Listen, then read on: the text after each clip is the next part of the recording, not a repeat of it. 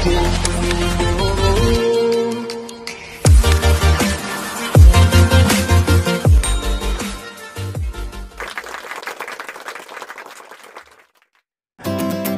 pagi, salam sehat. Iya, salam sehat. Kembali lagi bersama saya Agung Gumelar di Beyond Education Podcast.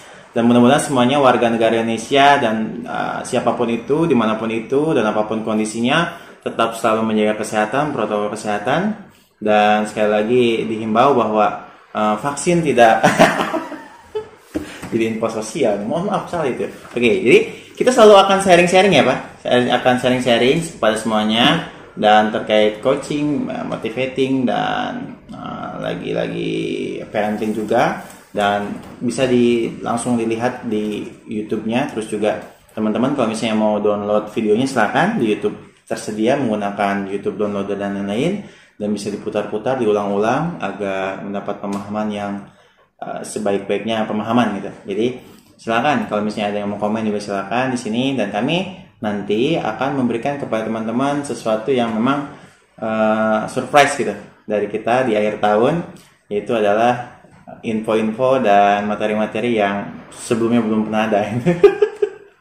Ini agak absurd juga sih, tapi nantikan saja di Beyond Education Podcast. Baik, pada hari ini seperti biasa saya ditemani.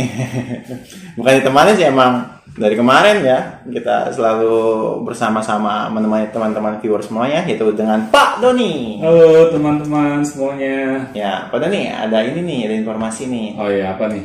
Vaksin udah datang kan ya Pak Doni? Oh, vaksin udah datang. Iya. Udah dicoba belum? Belum. Belum. Pak Doni duluan aja. Aku mau belakangan aja. Oke, jadi nunggu saya kenapa dulu. Oh, itu bukan urusan kita Pak. Oke, yang penting yang terbaik Pak Doni ya untuk penanganan ini. Terbaik.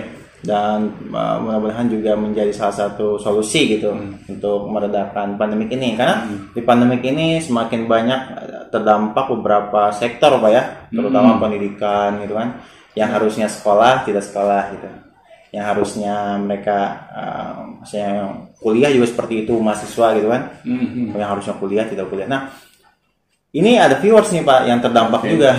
Kenapa tuh? Jadi gini, terdampaknya itu kan seperti ini, dia cerita di dalam forumsnya itu, ya anaknya kan dulunya itu memang disekolahkan di sekolah yang boarding lah, sekolah yang menginap gitu anaknya, dengan tujuan katanya beliau mengatakan bahwa boarding itu kondisinya adalah sekolah yang bisa membentuk karakter, membentuk kedekatan dan agama seperti itu. Beliau sudah menceritakan seperti itu. Tapi ternyata karena boarding, kan boarding lagi pada pulang nih anak-anaknya gitu. Iya, karena pandemik ya. Karena pandemik ya, dan orang tuanya pun WFH gitu di rumah. Nah, ketika pulang itu, anak itu kata di formnya itu ya, anak saya ketika pulang itu kok jadi nggak deket sama saya, katanya. Kok jadi anak itu lebih dekat sama teman-teman. Kok jadi kenapa ya, karena kan tujuannya beliau itu sangat baik gitu, memasukkan seorang kepada boarding itu agar meningkat kepeduliannya, meningkat rasa hormat. Tapi kenapa jadi yang dirasakan beliau sekarang dan diceritakan itu, kenapa malah jadi anak itu seperti tidak terkendali dalam konteks karena jarang ketemu atau seperti apa. Jadi kayak lebih senang sama anak-anak, sama teman-temannya, lebih nggak suka sama keluarga gitu. Terus lebih senang lagi dia itu menceritakan hal-hal yang berbau kenangan-kenangan gitu dengan teman-temannya daripada dengan keluarga. Nah, apakah itu yang terjadi atau memang ada beberapa hal yang perlu kita garis bawahi Pak terkait sekolah yang menginap ini? Karena kan ini sudah ada case di sini. Nah, kita berniat untuk membantu ibu kan, untuk membantu ibu yang bercerita itu, bagaimana Pak menurut Bapak tentang pandangan terkait harusnya seperti apa sih Pak gitu dalam kondisi seperti ini? Ya, ini pertanyaan yang bagus ya, karena memang saya melihat dengan kita mengasramakan anak, dia tidak berada di dalam lingkungan keluarga, itu sudah secara otomatis ikatan emosional antara anak dan orang tua jadi ada batasnya. Ya, itu kan secara otomatis pastilah, karena jarang ketemu gitu ya. Jarang ketemu. Jadi kalau menurut saya nggak aneh kalau anak akan jauh dari orang tuanya secara ikatan emosional. Ya, sudah logika ya itu Pak ya? Sudah logika. Seharusnya kalau saya melihat anak itu selalu ada di lingkungan keluarga. Baiknya seperti itu. Kalau misalnya anaknya ingin dekat sama keluarga, mau nggak mau tuh keluarganya harus ada, anak itu harus di lingkungan keluarga gitu ya Pak ya? Iya. Pertanyaannya siapa sih anak yang nggak mau ada di dalam lingkungan keluarga? Ada nggak anak yang nggak mau di dalam lingkungan keluarga? Kalau menurut Agung? Ya, yang barusan itu. Ya pasti ada penyebabnya kan? Iya benar-benar. Karena ada gap di antara mereka. Anaknya ada di lingkungan mana, keluarganya ada di mana. Ya juga kalau dipikir Pak ya?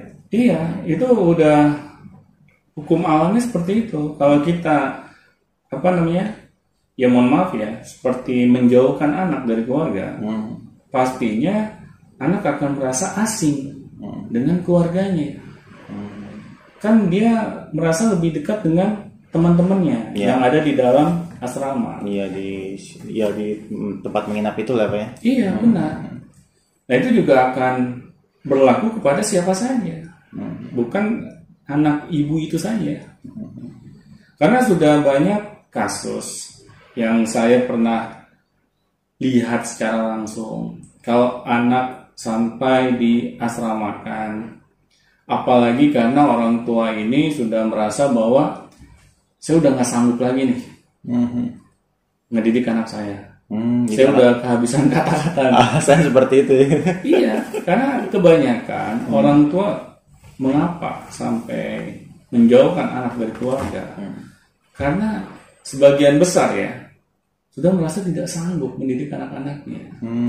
Oh Bapak pernah menemui kasus yang seperti itu? Pernah banget, itu teman saya sendiri. Sering.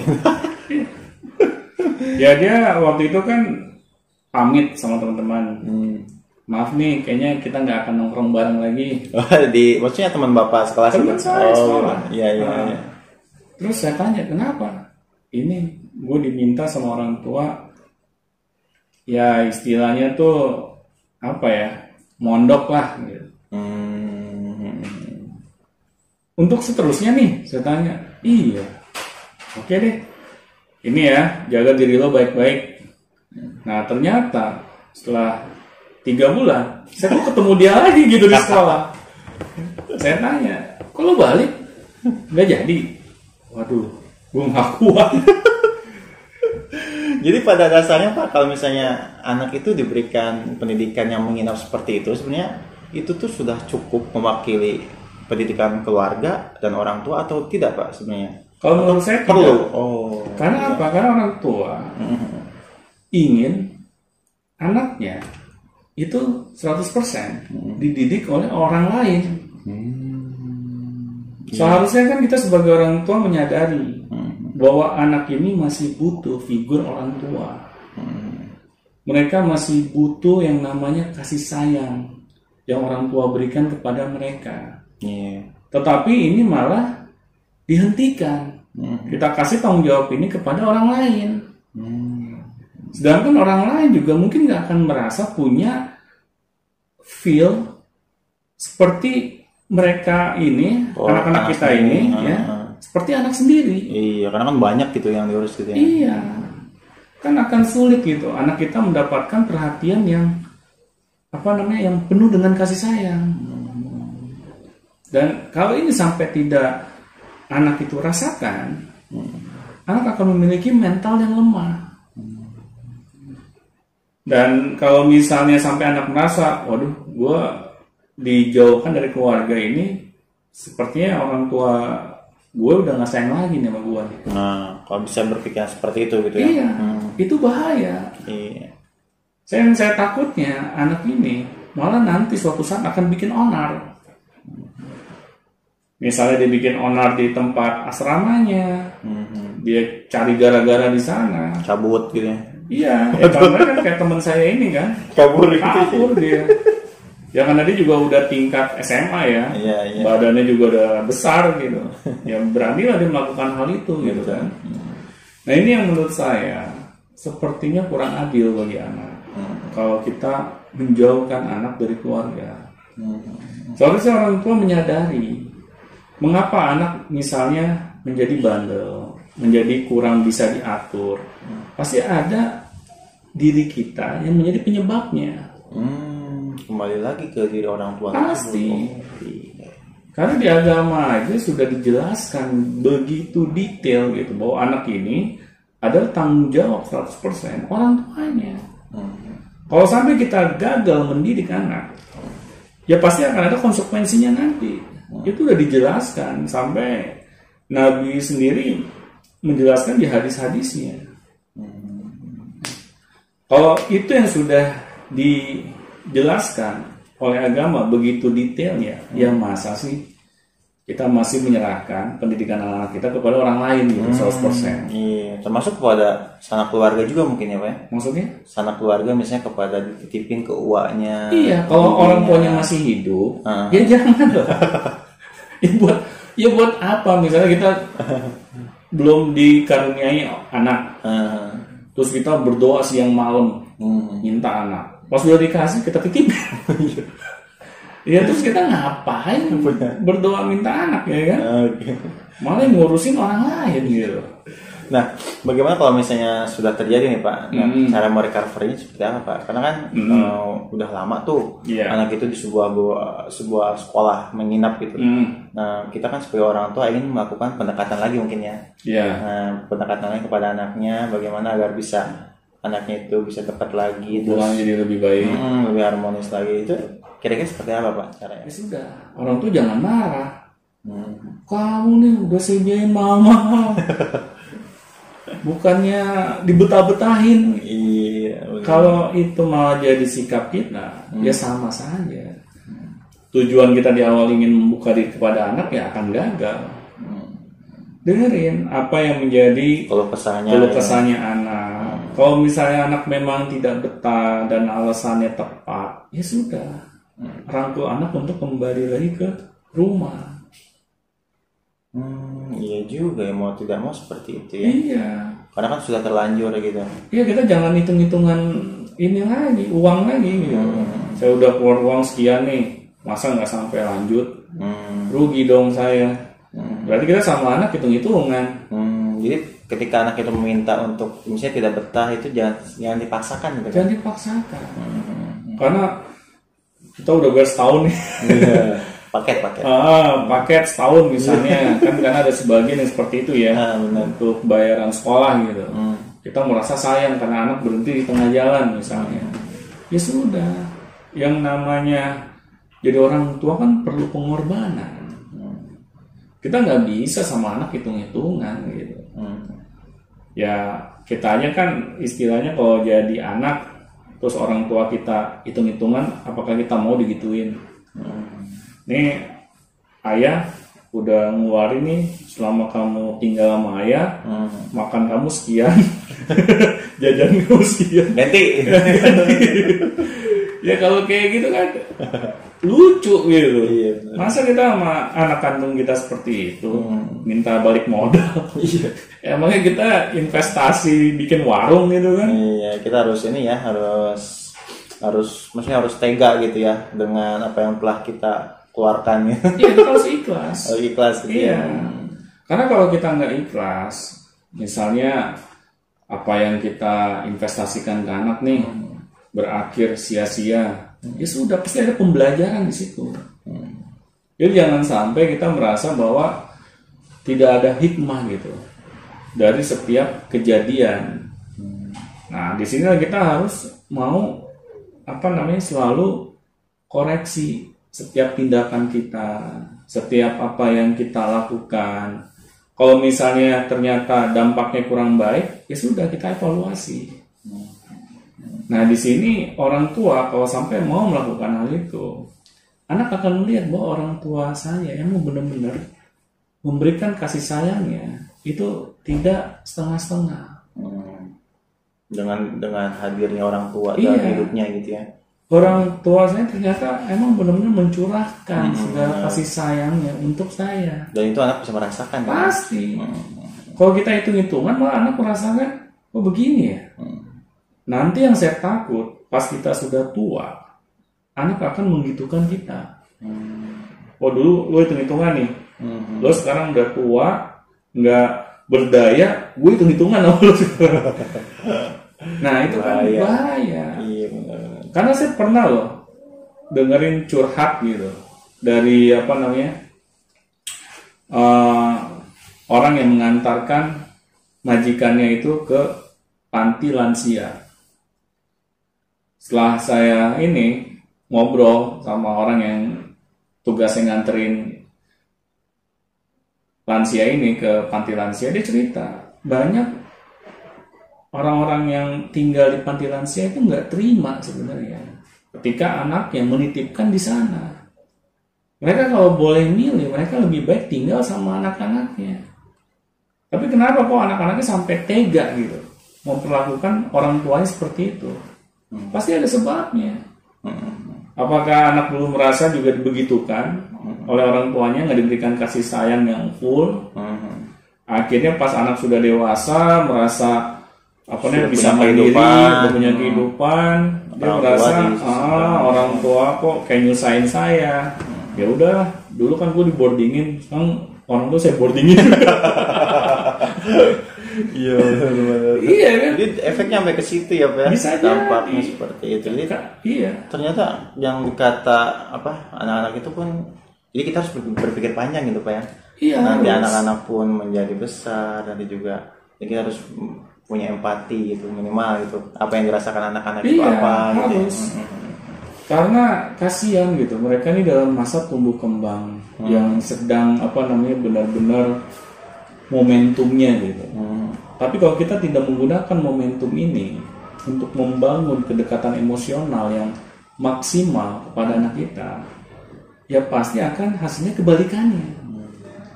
Suatu saat nanti. Iya gitu. Itu kita seperti kayak menanam bom waktu pada anak yang suatu saat nanti dia akan meledak.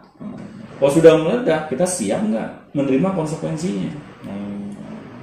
Nah ini yang menjadi bahan pikir buat kita gitu. Bagi orang tua yang menginginkan anaknya itu bukan berada di lingkungan keluarga. Mereka malah lebih menginginkan anaknya berada di luar lingkungan keluarga. Dimanapun itu. Iya.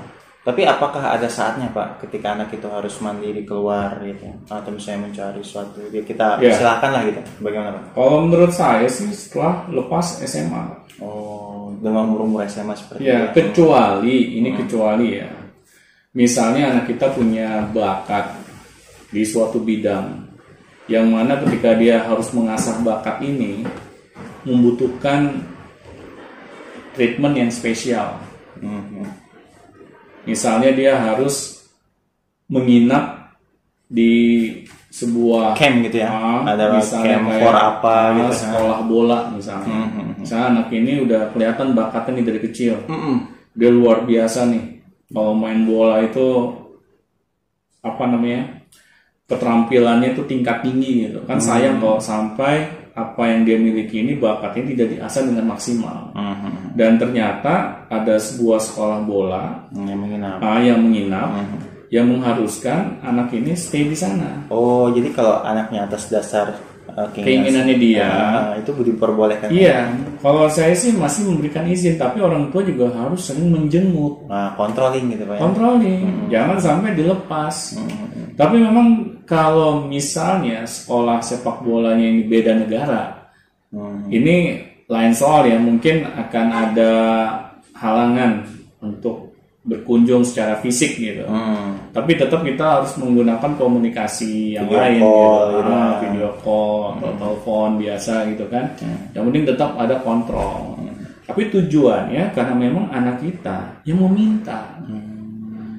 Anak kita yang ingin benar-benar menyalurkan potensinya. Sedangkan kita di keluarga kan nggak punya sekolah bola. Daripada nggak maksimal. Daripada nggak maksimal. Karena memang ada beberapa profesi yang harus diasah potensi fisiknya itu dari usia anak sedini mungkin.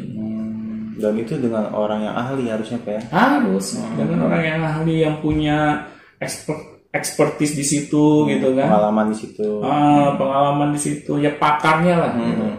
Jadi jangan sampai kita udah tahu nih anak kita memiliki bakat yang luar biasa, tapi diasuh sama orang yang nggak luar biasa. Nanti lama-lama bakatnya jadi padam.